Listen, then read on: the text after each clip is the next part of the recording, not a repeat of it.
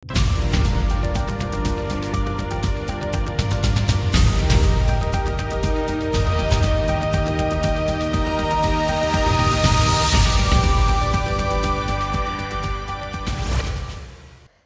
பொதுச் செயலாளர் தியாக தலைவி சின்னம்மா வாழ்த்துக்களுடன் செயல்படும் கழக துணை பொதுச் செயலாளர் திரு டிடிவி தினகரனின் ஆற்றல் மிகு செயல்பாடுகள் காரணமாக மக்கள் செல்வாக்கு நாளுக்கு நாள் அதிகரித்து வருகிறது. திரு டிடிவி தினகரன் பங்கேற்ற நிகழ்ச்சிகள் மற்றும் பேட்டியின் தொகுப்பினை தற்போது காணலாம்.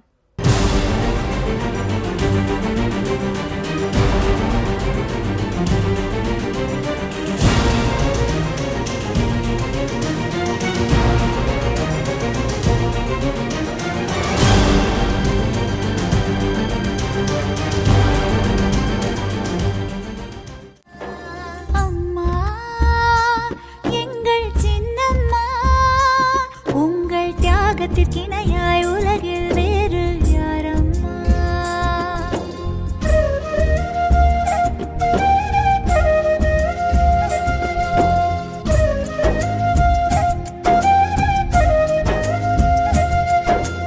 தன்னலம் மறந்து தாய் நலம் காத்து தியாகத்தின் வடிவே சின்னம்மா, எங்கள் சின்னம்மா. இன்னலை தாங்கி பழிகளை சுமந்த அன்பின் உருவே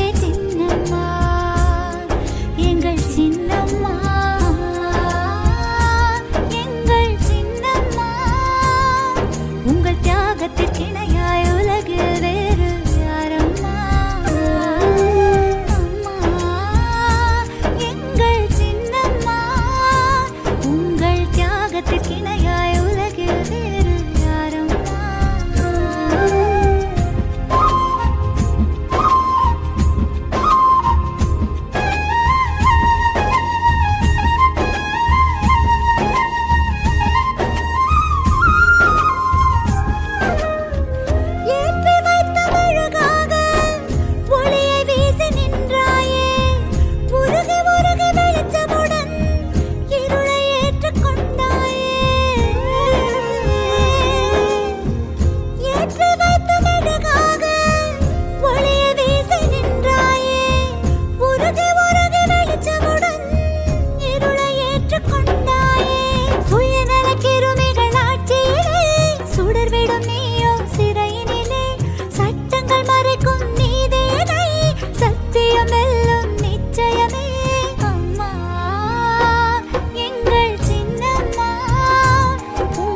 தியாகத்திற்கிணையாய் உலகில் வேறு யாரம்மா?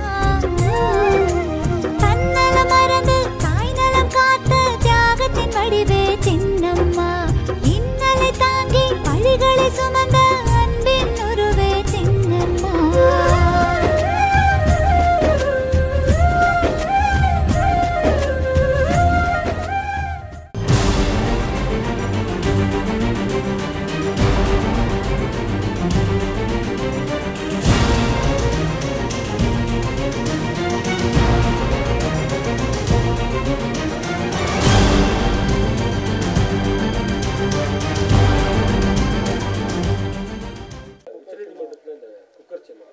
ஆமாம், தேர்தல் ஆணையம் அம்மா மக்கள் முன்னேற்ற கழகம் டிடிவி தினகரனுடைய கட்சியை ரிஜிஸ்டர் பண்ணல. அது அன்ரெகனைஸ் பார்ட்டினால கொடுக்க முடியாதுன்னு சொல்லியிருக்காங்க. பட் நாங்கள் உச்சநீதிமன்றம் போன ஆண்டு மார்ச் 28 ஏற்கனவே ஹைகோர்ட் கொடுத்த ஆர்டரை, எங்களுக்கு சின்னமும் கட்சியின் பெயரும் கொடுக்க சொன்ன ஆர்டரை கீப் இன் அபயன்ஸ்னு வச்சதுனால தான் அந்த கேஸு ஹைகோர்ட்டில் இன்றைக்கி நடந்துகிட்டு இருக்கிறதுனால தான் பெஞ்சில் அது உச்சநீதிமன்ற ஆர்டர்னால தான் நாங்கள் அதை ரெஜிஸ்டர் பண்ண முடியாமல் வந்துச்சு. அதனால் உச்சநீதிமன்றத்தில் இப்போ ஹியரிங் போயிட்டுருக்கு. நீதிமன்றம் எங்களுக்கு நல்ல தீர்ப்பு வழங்குங்கிற நம்பிக்கை எங்களுக்கு இருக்குது.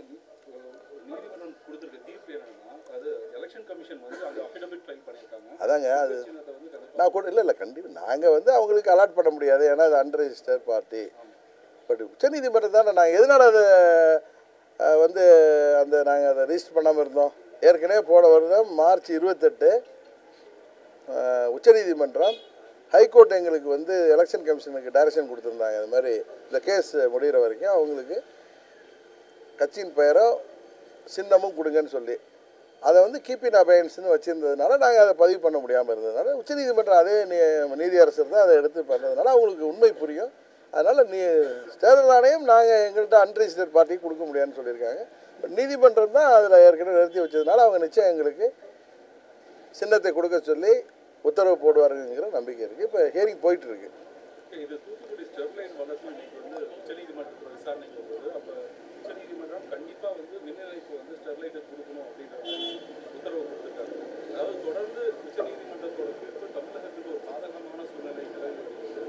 இப்போ இந்த தமிழக அரசு என்ன நடவடிக்கை கரெக்டாக எடுக்கணும்? நம்ம ஏற்கனவே சொல்லிட்டு வர்றோம், தமிழ்நாட்டுக்கு தாமர ஆலையே வேணாம் அப்படிங்கிற ஒரு சட்டத்தை நம்ம சட்டமன்றத்தில் உருவாக்கி அதை வந்து மத்திய அரசு இவங்க மத்திய அரசாங்கத்தோட நல்ல உறவில் வச்சுருக்கோம், தமிழ்நாட்டு நலன் கருதின்னு சொல்கிறாங்க. அது சட்டமாக ஏற்றிருந்தாங்கன்னா இந்த பிரச்சனை வராது. இப்போயும் அங்கே மீண்டுமே அங்கே மக்கள் வந்து கொந்தளிக்கிற நிலையில் தான் இருக்காங்க. பட் இந்த அரசாங்கம் அதை எப்படி ஹேண்டில் பண்ணுதுங்கிறத வெயிட் பண்ணி பார்ப்போம். ஆமாம்,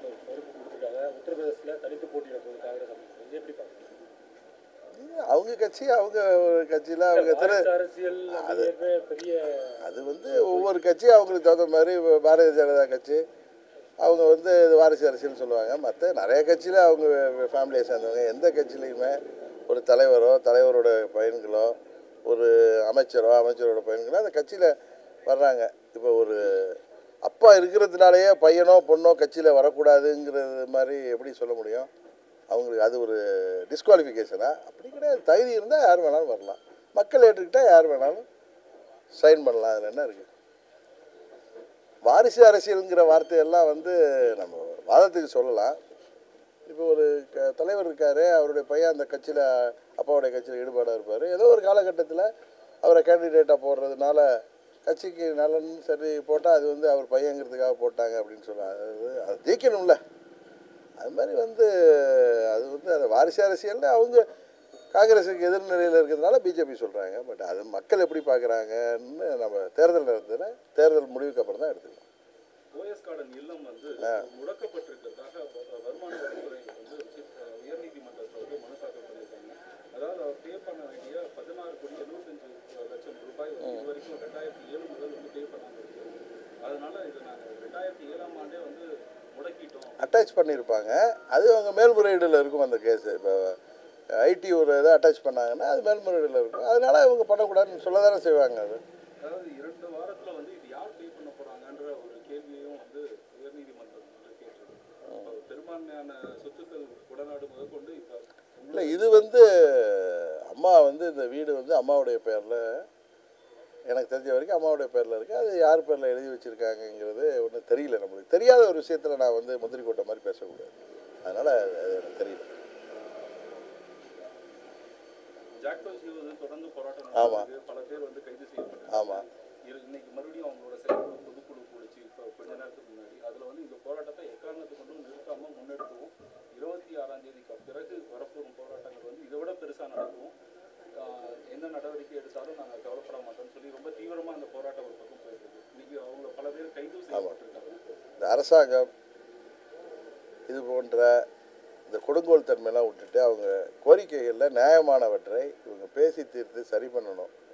அதை விட்டுட்டு எல்லாரையும் கைது பண்ணுற இப்படி தான் ஸ்டெர்லைட் ஆலை விஷயத்துலையே 100 நாள் அவங்க வந்து அங்கே போராட்டம் பண்ணிகிட்ருக்காங்க அறவழியில். அந்த கோயில்பட்டிக்கோ எங்கேயோ ஃபங்க்ஷனுக்கு போன முதலமைச்சர் கூப்பிட்டு அவங்கள பேசியிருந்தாலே தெரிஞ்சிருக்கும். அது மாதிரி இவங்கள கூப்பிட்டு அவங்க நியாயமாக தானே கேட்குறாங்க. மத்திய அரசுக்கு ஊழியர்களுக்கு இணையான சம்பளம் வேணும், அது மாதிரி நிறையா கோரிக்கை வைக்கிறாங்க. அதில் வந்து அவங்கள்ட்ட பேசி அவங்க ஏதாவது செய்ய முடியுமோ அதை சொல்லி அதை சுமூகமாக முடிக்கிறது தான் அரசாங்கத்துக்கு நல்லது.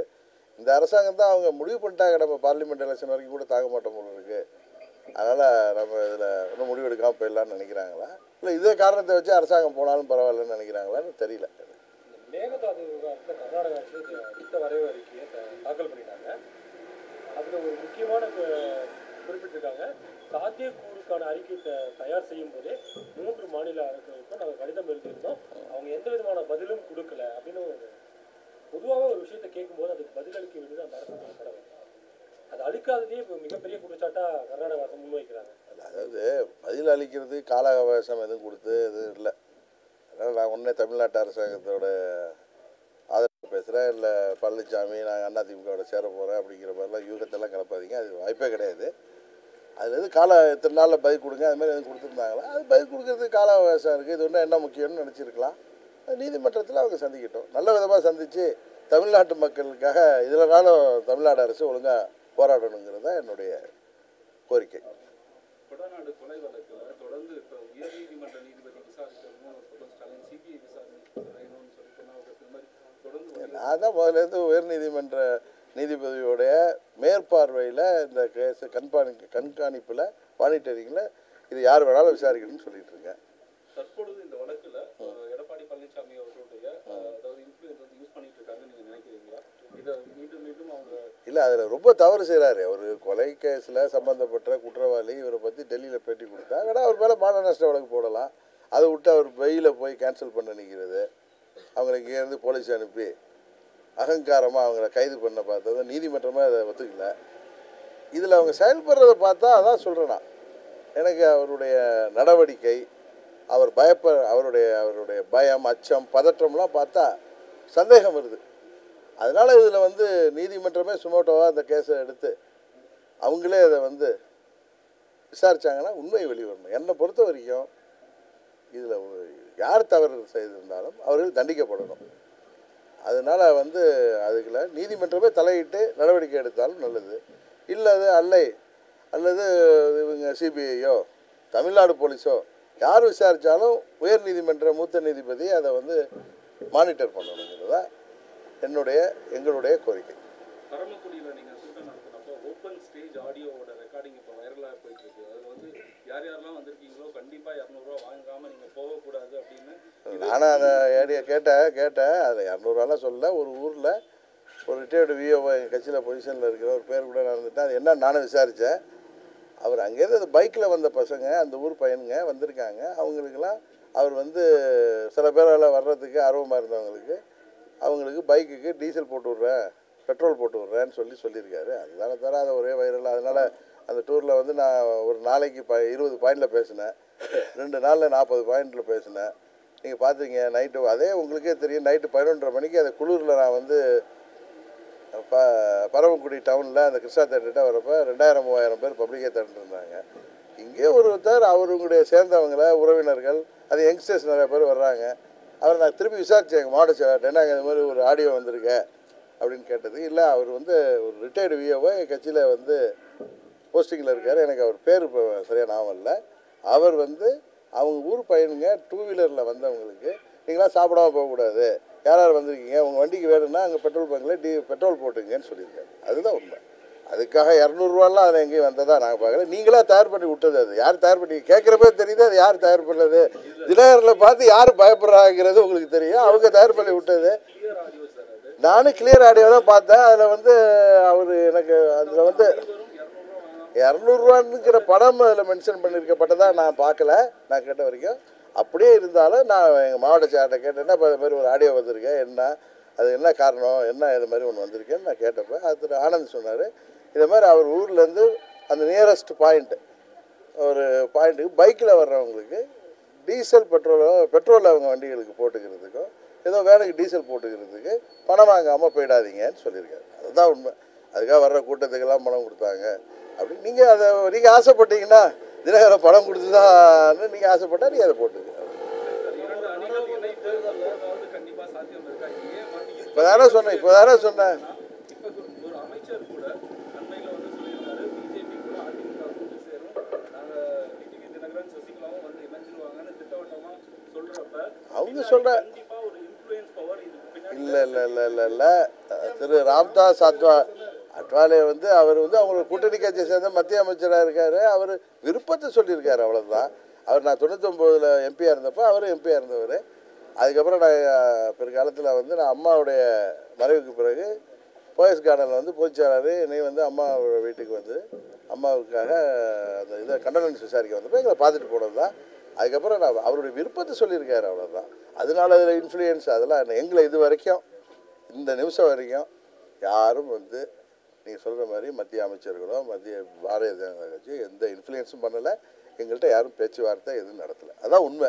இன்னொன்று, நான் அதிமுகவும் நாங்களும் ஒன்று சேர்றதுங்கிறது நடக்காத விஷயம். அது ஏற்கனவே பல முறை சொல்லிட்டேன். அதனால் அதை திரும்ப கேட்டு நீங்களே அதை வந்து மக்களுக்கு போரடிக்க வச்சிடாதீங்க. நாங்கள் தமிழ்நாடு ஃபுல்லாக நிர்வாகிகள் போட்டாச்சு. குறைஞ்சது ஒரு தொகுதிக்கு 3000 பேர் நிர்வாகியே போட்டு நாங்கள் எப்படி போய் அவங்களோட சேர முடியும்? அதனால் அதெல்லாம் எங்கள் தொண்டர்களை குழப்புறதுக்காக சொல்கிறாங்க. அதெல்லாம் நாங்கள் சேரதுக்கு வாய்ப்பே கிடையாதுன்னு சொல்லிட்டேன். நான் இது எத்தனை முறை சொல்கிறது? டெய்லி எந்திரிச்ச உடனே ஃபோன் போட்டு சொல்லணுமா இதைன்னு சொல்கிறேன். சிறையில் சசிகலா அவர்களுக்கு சொகுசு வசதி செய்யப்பட்டதா ஒரு புகார் இருந்தது. ஆமாம் விஜயகுமாரோட அறிக்கை கூட இப்போ வெளியாயிடுச்சு. ஆமாம். அதில் வந்து திட்டவட்டமாக இவங்களுக்கு வந்து இந்த மாதிரி ஏற்பாடு செஞ்சு கொடுத்தது உண்மைதான். அந்த அறிக்கையில் என்ன சொல்லியிருக்காங்க, அவங்களுக்கு 4-5 அறை ஒதுக்கியிருக்காங்கன்னு, அவங்கள தனியாக பாதுகாப்பு கருதி அங்கே வந்து அவங்கள ஒரு தனி பிளாக்கில் தான் இருக்காங்கன்னு சொன்னாங்க அவங்க அப்பையிலேருந்து. அது சிறை நிர்வாகம் அவங்க பாதுகாப்பு கருதி தனியாக அவங்கள தங்க வச்சுருக்காங்க. அதுமாதிரி சிறையில் முன்ன இருந்த ஆஃபீஸர்ஸே சொல்லுவாங்க, அவங்களுக்கு நாங்கள் ஏதாவது குக்டு ஃபுட்டு கொடுக்கலாமா கோர்ட்டில் பரிசு. இல்லை சார், குக்டு ஃபுட்லாம் கோர்ட்டில் கொடுக்கவே மாட்டாங்க. ப்ளஸ் இவங்க ரொம்ப எங்களுக்கு பாதுகாப்பு அவசியம். அதனால் ஜெயிலே அவங்களுக்கு உள்ளாரையே அந்த எல்லாருக்கும் சமைக்கிற இடத்துல இவங்க மேற்பார்வையிட்டு அதை கண்காணிப்பில் சமைச்சு கொடுக்குறோன்னு தான் சொன்னாங்க. அப்படி எது இருந்தாலும் அவங்க சட்டப்படி பார்க்கட்டும்னு அதை வந்து நாங்கள் எதிர்கொள்வோம். ஏற்கனவே கூட அவரை கூப்பிட்டு போயிட்டு வந்தார், போயிட்டு வந்தார். நீங்கள் பத்திரிகையாளர்கள்லாம் கூட போயிட்டு வந்தீங்க, எல்லாம் தெரியும். அதை கூப்பிட்டு இருக்கிறதால இப்போ நீங்கள் என்ன அதில் சம்மந்தப்பட்டிருக்கீங்களா? உங்களையும் தான் கூப்பிட்டாங்க. அவங்க என்ன எதுன்னு விசாரிக்கிறாங்க, அவ்வளோதான் விசாரிக்கணும். எங்களுக்கு மடியில் கணம் இல்லைங்க, அதனால் எங்களுக்கு பயமே கிடையாது. அந்த அறிக்கையில் இன்னொரு முக்கியமான விஷயம் நோட் பண்ண வேண்டியது, ஒவ்வொரு முறையும் ஏற்கனவே ஆர்டிஐ ஆர்வலர் நேரம் அதிகப்படியாக மீட் பண்ணியிருக்காங்க அப்படின்னு குற்றச்சாட்டு வந்து சொன்னீங்க. நான் உள்ளே போய் காத்திருப்பேன் அப்படின்னு. அந்த அறிக்கையில் ஒரு முக்கியமான விஷயத்தை குறிப்பிட்டிருக்காங்க. அவங்களோட பிளாக்ல இருந்து விசிட்டர் ரூமுக்கு போனதும் விசிட்டர் ரூம்லேருந்து 4 மணி நேரம் கழிச்சு வெளியே வந்ததாகும் பார்வையாளர் மீட் பண்ணிட்டு. நான் வந்து தான் பார்த்துட்டு வர்றது உங்களுக்கு தெரியும். மற்றவங்கள நான் போகிறப்ப நான் அவங்கள பார்ப்பேன். சில நாள் அவங்க வந்து இன்றைக்கி அவங்க முன்னாடியே வந்திருந்தாங்க, ஏன்னா லாயர் ஏற்கனவே பார்க்க வந்திருப்பார். சில நாள் நாங்கள் போயிட்டு அவங்கள போய் அழைச்சிட்டு வருவாங்க. இது மாதிரிலாம் இருக்குது. நாங்கள் வந்து பார்த்துட்டு தான் வருவோம். அவங்கள வந்து என்னை வந்து அதிகபட்சம் 45 நிமிஷம் பார்க்க விடுவாங்க. அதுதான் இது வரைக்கும் நடந்தது. மற்ற உறவினர்களையும் அது மாதிரி தான் பார்க்க விடுவாங்க. அதை மற்ற ஒன்றும் இல்லை. நீங்கள் தான் நான் பார்க்குறீங்க, நான் வந்துடுறேன். இப்போ தான் போனேன். இன்றைக்கி வந்து அவங்க ஏற்கனவே அவங்க இருந்தாங்க, வேறு லாயர்கிட்ட பேசியிருந்தாங்க. நான் கொஞ்சம் நேரம் வெயிட் பண்ணி லாயர்கிட்ட ஏதோ அவங்க இன்ஸ்ட்ரக்ஷன் கொடுத்துட்ருக்கப்போ நான் சும்மா உட்காந்துருந்தேன். அதுக்கப்புறம் நான் பேசி 45 நிமிஷம் ஆனது அந்த ஆஃபீஸர் என்னை பார்த்தாரு, நான் கிளம்பி வந்துட்டேன். இது எப்போயும் நடக்குது. அதிகாரிகள் நாடாளுமன்றத்தை முடக்கியது அதிமுக தான். ஜெயக்குமாருக்கெல்லாம் நான் பதில் சொல்லி உங்கள் நேரத்தை என் நேரத்தை வீணடிக்க விரும்புகிறேங்க. வரேன்.